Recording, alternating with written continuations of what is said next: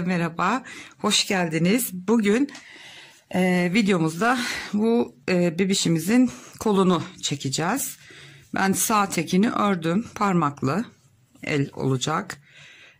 Sağ ve sol elde ufak bir fark var sadece arkadaşlar, onu söyleyeyim ilk başta. Şimdi işaret parmağından başlıyoruz.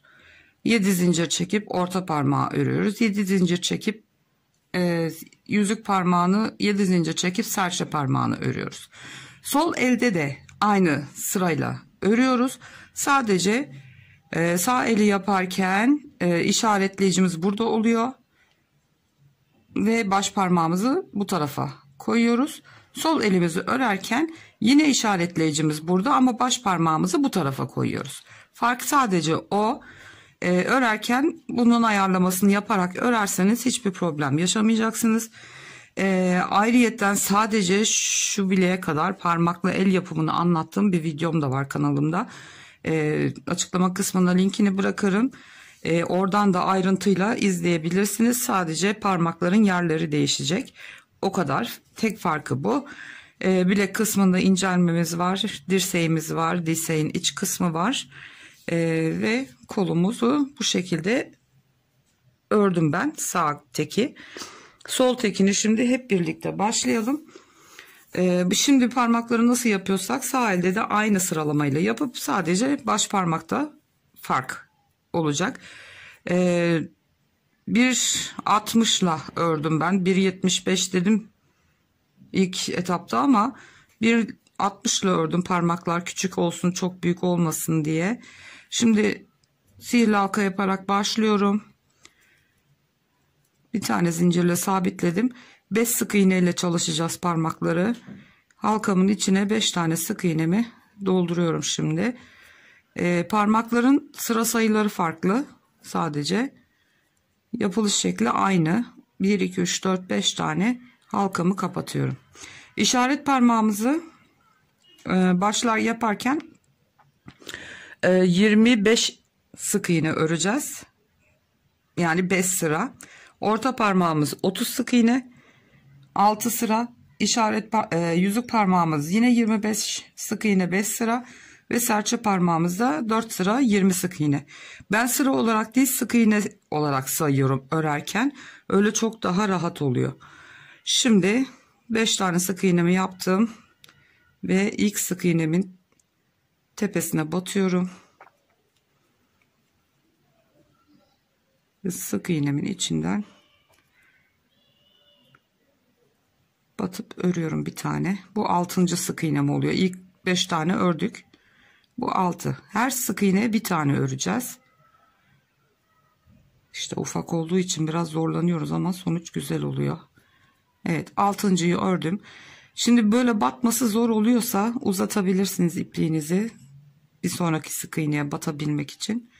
Örmeden evvel ipliği geri çekip sıkıştırabilirsiniz. 7. 7. sık iğnemi ördüm. Şimdi şöyle dışarıya doğru katlayacağım bunu. Rahat örülebilsin diye.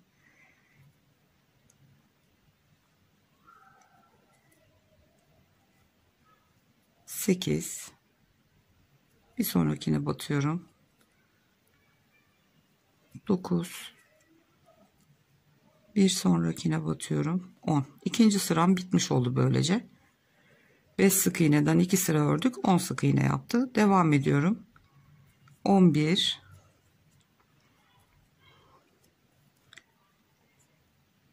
12.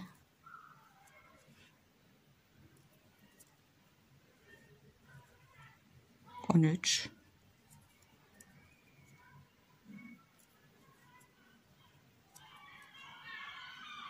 14. Şunu şöyle kenara alayım. Odaklanmayı bozmasın. Bu 15. 3 sıra bitmiş oldu yani. Devam ediyoruz. 16. Şu ipliği keseyim. Bu arada martıların sesi için kusura bakmayın. Çok gürültücüler.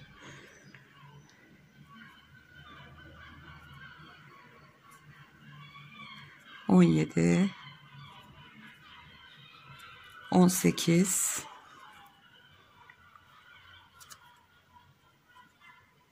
19, 20. Dördüncü sırayı bitirdik. Son sıramızı örüyoruz şimdi. 21, 22, 23, 24, 25. 5 sıra işaret parmağı için örmüş oldum. Şimdi 7 tane zincir çekeceğim. 1, 2, 3, 4, 5, 6, 7. İlk değil ikinci zincirin içine 5 tane sık iğne yapıyoruz. Sihirli halka niyetine kullanıyoruz bunu. 2, 3, 4, 5. Devam ediyorum yine. İlk sık iğnemin tepesinden batıyorum. 6. sık iğnem. Şimdi bu yüzük parmağımız, pardon, orta parmağımız 30 sık iğne öreceğiz. 6 sıra yani. 6.'yı ördük. Bu 7. Şimdi yine dışa doğru katlıyorum.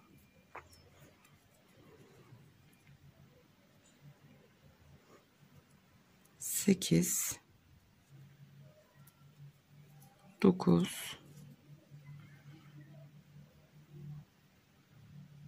10. İkinci sıramızı bitirdik. Devam ediyoruz. 11, 12, 13,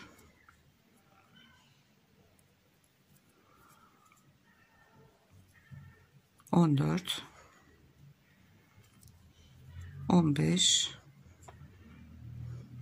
İlk etapta zorlanabilirsiniz ama alışınca insan daha rahat örüyor.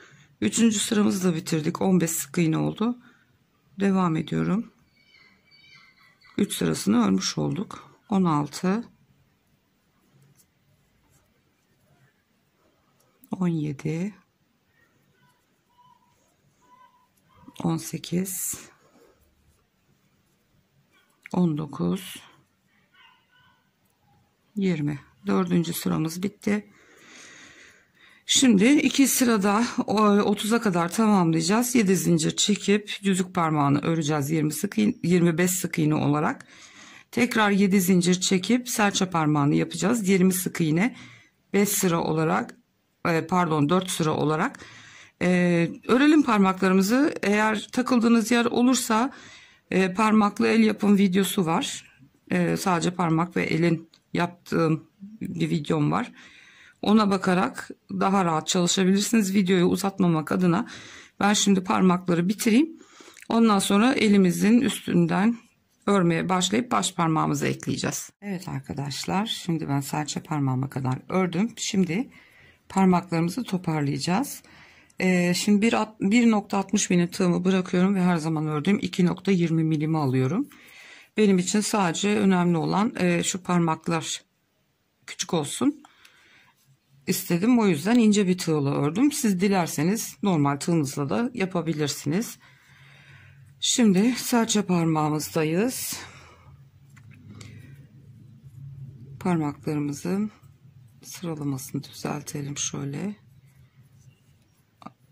Arada zincirlerimiz de var. Şu şekilde şimdi toplayacağız bunları. Şimdi şuraya işaretleyicimi koyuyorum. Burası şimdi avuç içine bakan kısım ve avuç içine bakan kısımdan her bir parmaktan 2'şer tane sık iğne öreceğiz. Şimdi bakın şu son ördüğüm. Ona batmayacağız. Bir yanındakinden başlayacağız. Ona battığımız için şimdi batmayacağız oraya. Bir yanındakinden başlıyorum. Serçe parmağımı bıraktım. Yüzük parmağından ilk sık iğnemi ördüm. İkincisini örüyorum. Orta parmağa geçiyorum. Yine bakın şu son battığımız, onu ellemiyoruz. Bir yanındaki boş sık iğneden başlıyoruz.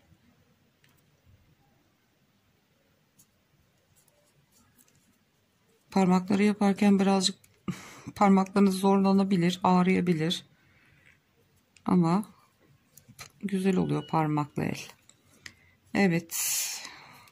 Orta parmağımızdan da 2 sık iğnemizi ördük. Şimdi işaret parmağına geldim. Bu son ördüğümüz, bitirdiğimiz yer. Yanındakinden başlayarak çepeçevre 5 sık iğneyi öreceğiz burada.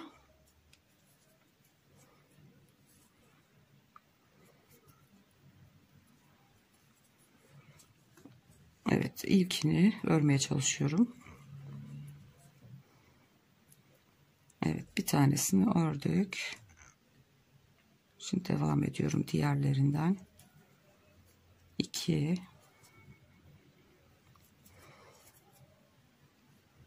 3 4 ve bu da sonuncusu, 5 tane. İşaret parmağının etrafından 5 tane sık iğnemizi ördük. Şimdi bu tarafta elimizin üst kısmında kalan yer. Burası avuç içiydi. Şimdi buradan da 3'er tane alacağız. Diğer tarafta 2'şer tanesini almıştık. Her parmağımız 5 sık iğne. Bu taraftan da 3'er tanesini öreceğiz. Bakın şuna batılmış. Şu bir yanındakinden başlayacağız. 3 tane orta parmaktan sık iğne öreceğiz. 2, bu da sonuncusu, 3. Yüzük parmağından şimdi aynı şekilde şuna dokunmuyoruz. Bakın bu burada örülmüş. Bir yanındakinden, boş olandan başlıyorum. 1 2, bu da 3. Şimdi aynı şekilde serçe parmağımızın etrafını da 5 sık iğneyi dönüyoruz. Şu örülmüş, yanındakinden başlayacağım.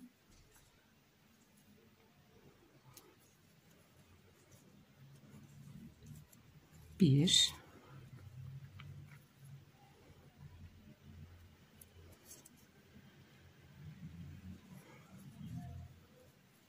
2, bu sıradan sonra rahatlayacağız örerken.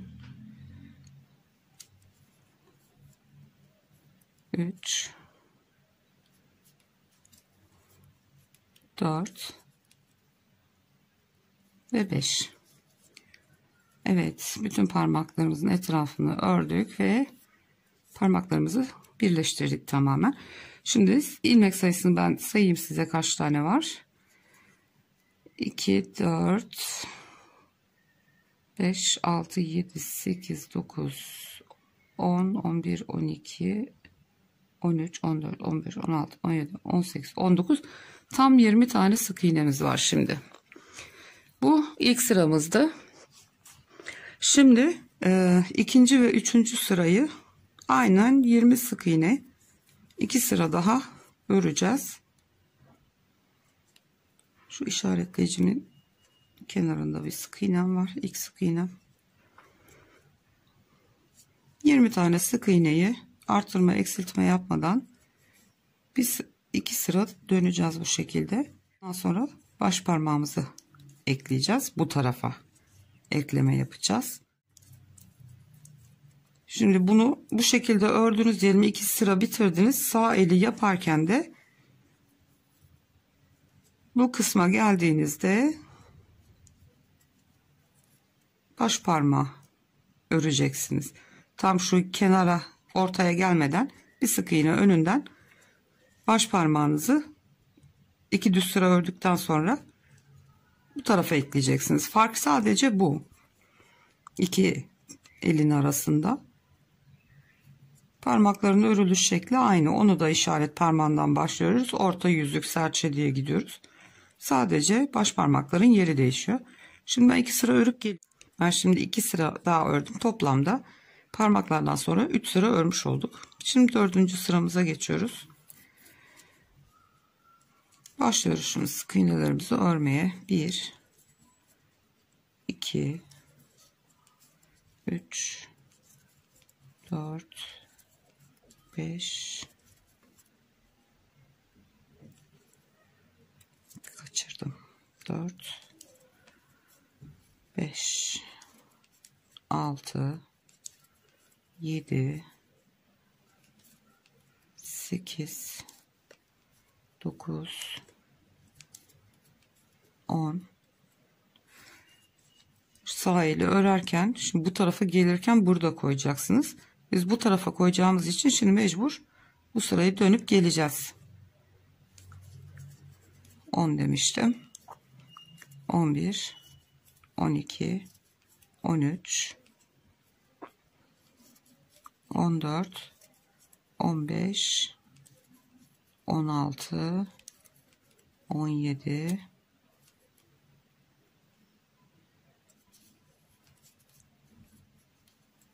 18. Bakın 52'ye katladığınızda tam şu anda yandayım. O yüzden şimdi buraya baş parmağımı yapacağım. 25'ten sık iğnem bitti. Bu tığımı bırakıyorum. Şimdi normal tığımı alıyorum yine. Ve şimdi bu parmağı buraya tutturacağız. Normal hemen batıyorum buraya. Bir sonraki sık iğne bu zinciri çektiğimiz hemen yanındakinden batıyorum. 18 sık iğne örmüştük. 2 taneyi daha ördüm. 20'ye tamamladım. İşaretleyicimi arkaya alıyorum. Ve şimdi 5. sıramızda yan tarafa kadar öreceğiz. 2 3 4 5 ve 6 7 ve 8'i birlikte örüyorum. Kesiyorum bir tane yani. Ve devam ediyorum. 1 2 3 4 5 6 7 8 9 tane örüyorum. Şimdi baş parmağın hem bu el üstüne bakan tarafından hem de avuç içine bakan tarafından keserek bir tane el üstünden bir tane de şu son ördüğümüz yanındakinden alıyorum. Sabitleyeceğiz. Ay batamadım. Onu yapmazsak böyle delik açık görünür. O yüzden birer tane keseceğiz hemen. Şu son ördüğümüz hemen yanındakinden alıyorum. Keserek bir tane sık iğne örüyorum. Bakın kapandı. Şimdi devam ediyoruz.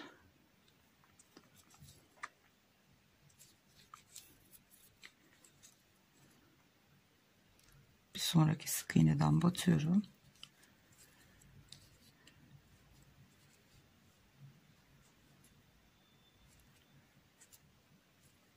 Bir tane daha battım. Ve şimdi bu son sık iğneyi parmaktan bir tane de avuç içindekinden yine keserek birleştiriyorum. Bakın boşluk kalmadı, görünmüyor. Bir tane sık iğne kaldı. Onu da ördüm. Bir tane toplamda sık iğnemiz oldu. Baş parmak eklendiği için kestik gerçi ama yine de bir fazla çıkıyor. İşaretleyicimi öne alıyorum. Şimdi 7. sıramızdayız. 1 2 3 4 5 6. sıramızı örüyoruz. 1 2 yana kadar öreceğiz gene. 3 4 5 6 tane örüyorum. Yine yanında bir tane kesiyorum. Devam ediyorum.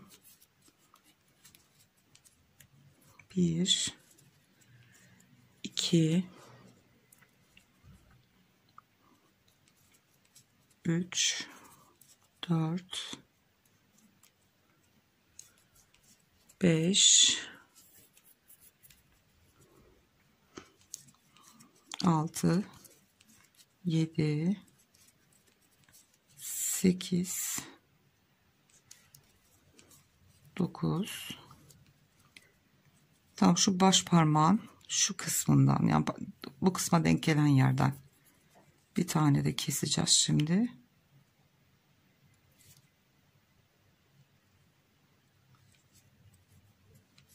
Kestim ve 2 tane sık iğnemi de örüyorum. 1 2. Evet arkadaşlar, 6 sıramız bitti. 2 4 6 19 tane sık iğnemiz var şu anda. 7. sıramızı örüyoruz şimdi. 1 2 3 4 5 6 tane ördüm. Yine yandan bir tane kesiyorum.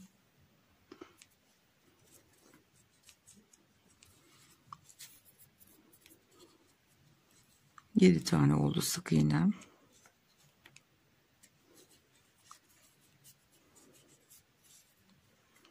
Sekiz, 9, 10, 11, 12, 13, 14, 15,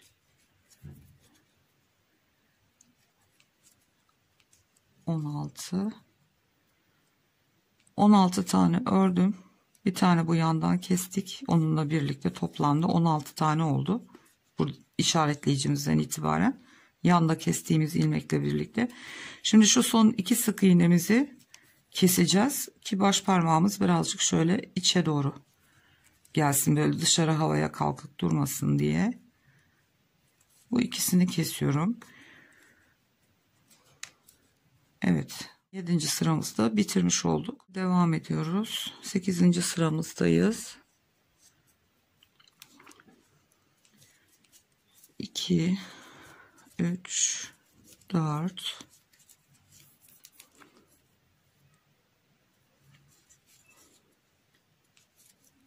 5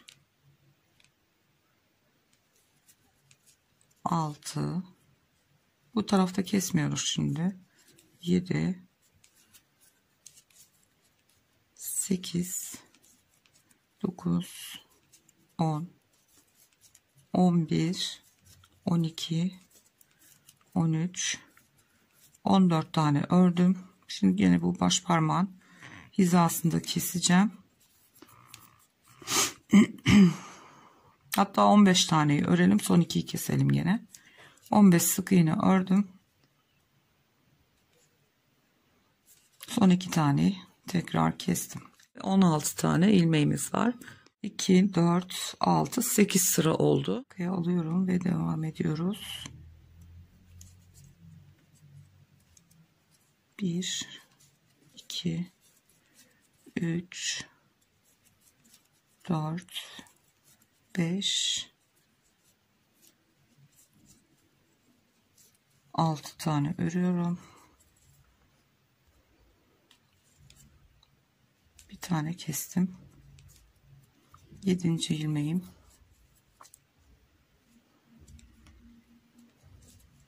8 9 10 11 12 13 14 ve 15. Evet, elimiz bitti. Şimdi artırma yapacağız ve tekrar 17 ilmeğe çıkartacağız. Yanlardan birer tane arttıracağız. Artık kolumuzun bilek kısmından yukarısını öreceğiz. 1 2 3 4 5 6. Hemen yan kısımda burada arttırıyorum bir tane. Yanlardan arttıracağız. 6 tane ördüm, bir tane arttırdım. 1 2 3 4 5 6 7 tane ördüm. Son ilmekte bir tane daha arttırıyorum bu yanda. Ve ilmek sayımız 17 oldu. 2 4 6 8 10. sırayı örüyoruz. Şimdi bir sıra hiçbir şey yapmadan öreceğiz. Ondan evvel içine birazcık elyaf doldurmak istiyorum. Şu işaretleyiciyi alayım. Elyafından dolduracağım birazcık.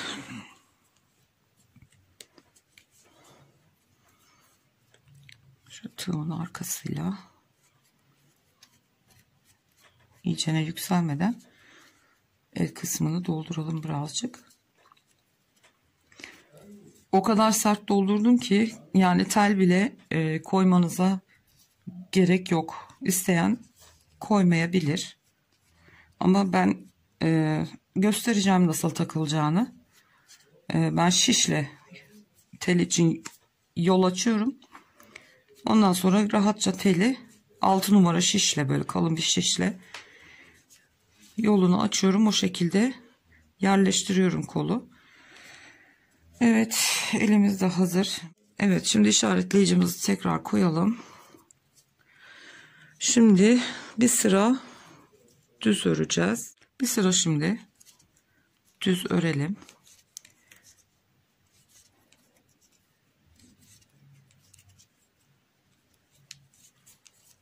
Şimdi bu sıramızda da arttırma yapacağız gene. Diğer yana kadar örüyorum şimdi. 2 3 4 5 6 7 tane ördüm.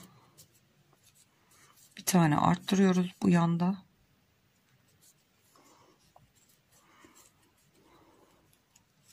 Bir, iki. Arttırmamı yaptım. Tekrar devam ediyorum. 1 2 3 4 5 6 7 8 tane sık iğneyi ördüm. Son ilmeğe tekrar bir arttırma yaptım. Evet, bu sıramızı da bitirdik. 19 tane sık iğnemizi 12. sıra dahil 20. sıra dahil 9 sıra örelim, gelelim, ondan sonra dirseğimizi yapacağız. 9 sıra düz ördüm son arttırmamızdan sonra. Şimdi dirsek içi ve dıştaki, şu dıştaki dirsek ayrıntısını yapacağız. Şimdi işaretleyicimi sıra başıma koyuyorum yine. Şimdi burası avuç içi olduğuna göre bu kısma şu sanki böyle bir kıvrım varmış görünümünü vereceğiz. Onun içinde şimdi başlıyoruz sık iğnelerimizi örmeye. 1 2 3 ve 4 tane sık iğnemizi örelim. Şimdi bir sonrakine şöyle gevşek bir şekilde kaydırma zinciri, 4 tane sık iğneye kaydırma zinciri yapacağız. 3 ve 4 tane kaydırma yaptık buraya. Şimdi devam ediyoruz normal sık iğnelerimize. 2 3 4, şöyle bir bakayım, 4, bir tane daha örelim, 5. Şimdi 4 tane artırma yapacağız burada peş peşe. İlkini ördüm, ikinci arttırmamı yapıyorum, üçüncü, ve dördüncü. 4 tane artırma yaptık burada dirsek için. Ve kalan 2 tane sık iğnemi de örüyorum.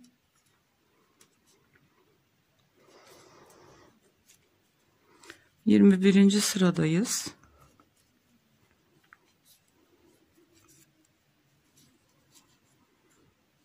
Evet, 4 tane arttırmamızı peş peşe yaptık.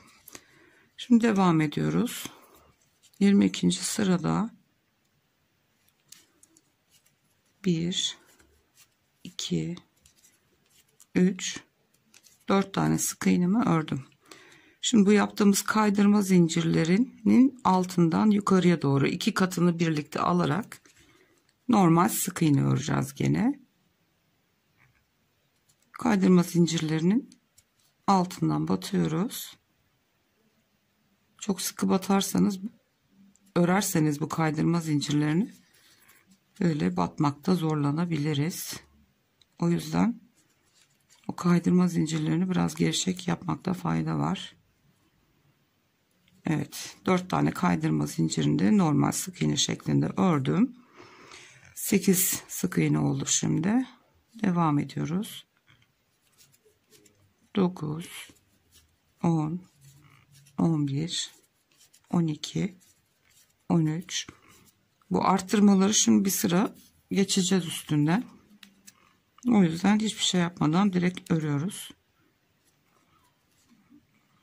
13, bu 14, 15, 16, 17, 18, 19, 20, 21, 22 ve 23 tane sık iğnemiz var. 22. sıramızda. Şimdi bu dirsek kısmında yaptığımız arttırmayı bu sırada eksilteceğiz. O yüzden şimdi arttırmaların oraya gelene kadar sık iğneleri örüyoruz. Arttırmamızı toparlayacağız. Orada bir çıkıntı oluşması için örüyoruz şimdi sık iğnelerimizi.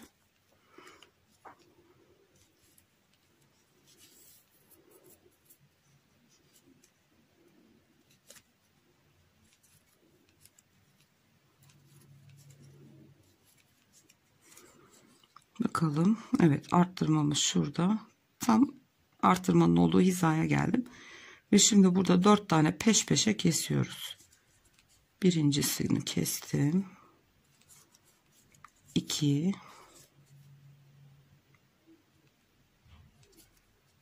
3 ve 4. Arttırdığım 4 taneyi tekrar geri kestim. Ve kalan 2 tane sık iğnemi yine örüyorum. Ve tekrar 19 sık iğneye geri düşürdük. Evet, şimdi 24. sıramızdayız. Kolumuzun üst tarafına geçeceğiz. O yüzden şimdi iki yanda arttırma yapacağız. Şöyle kolumuzu katlarsak, işaretleyicimiz tabi sıra kaydıkça gidiyor. Ona bakıyorum şimdi. Şöyle ikiye katladığım zaman hemen buraya bir artırma yapabiliriz başlangıçta. Evet, bir tane artırma yapıyoruz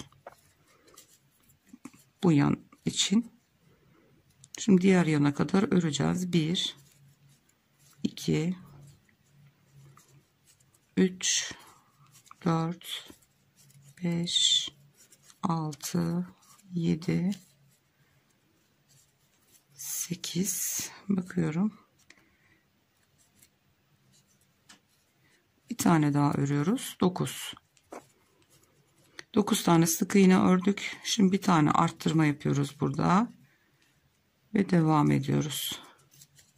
Sayımız tekrar 21'e çıktı. 2 arttırma yaptığımız için.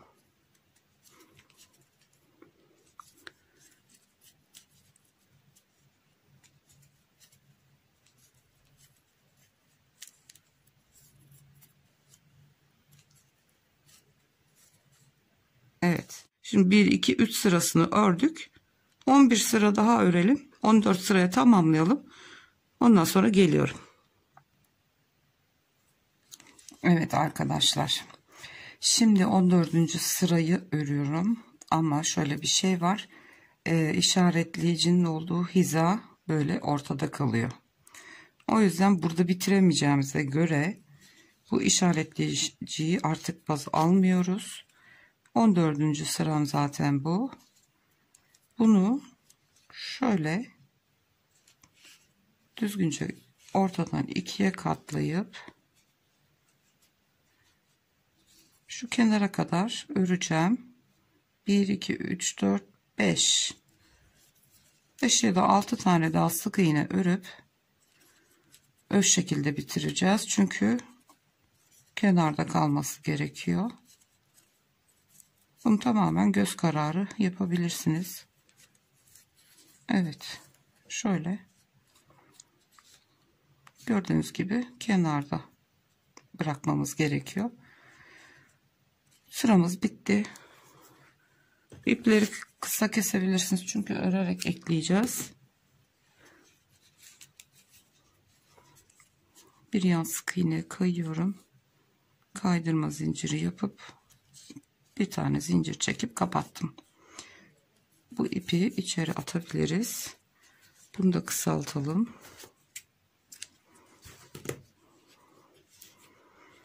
Şimdi bu kolların devamı üst tarafını gövdeyi örerken takviye yapacağız.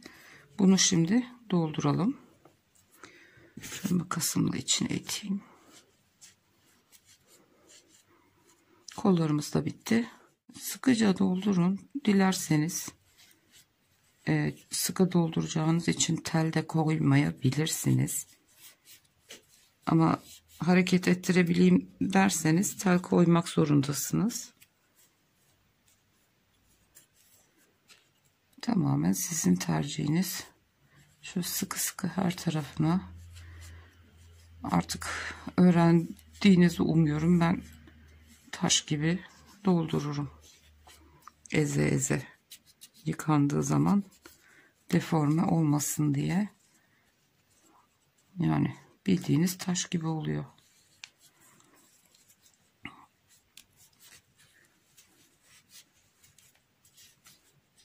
Evet.